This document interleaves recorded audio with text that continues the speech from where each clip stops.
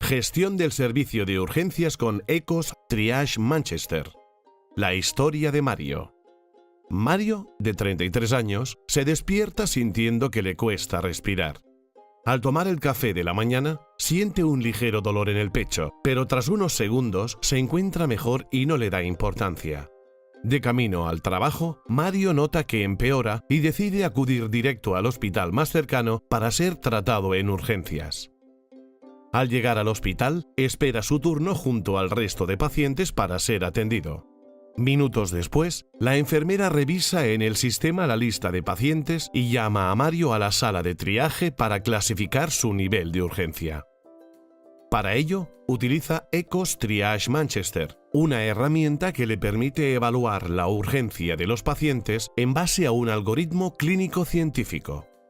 La aplicación, tomando en cuenta diferentes variables como los síntomas, constantes vitales, nivel de consciencia y riesgo, así como la evaluación del dolor, clasifica a los pacientes en 5 grupos identificados por colores de mayor a menor urgencia, donde el nivel 1 es crítico, el 2 emergencia, el 3 urgencia, el 4 estándar y el 5 no urgente.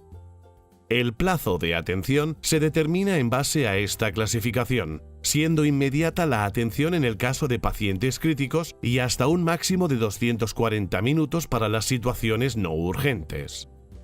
Mario explica a la enfermera que realiza su triaje que siente un pinchazo fijo en el corazón, que aumenta sobre todo al toser o respirar hondo. Tras comprobar que Mario no padece hipertensión, diabetes, ni ha sufrido nunca un infarto, la enfermera registra la información en Ecos Triage de forma objetiva y sencilla en menos de un minuto.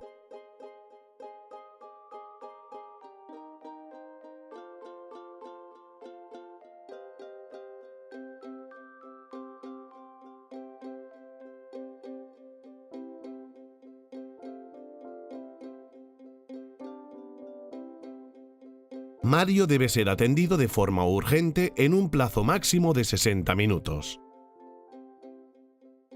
Desde su despacho, la coordinadora de urgencias observa el estado de su servicio y comprueba que todo está funcionando correctamente.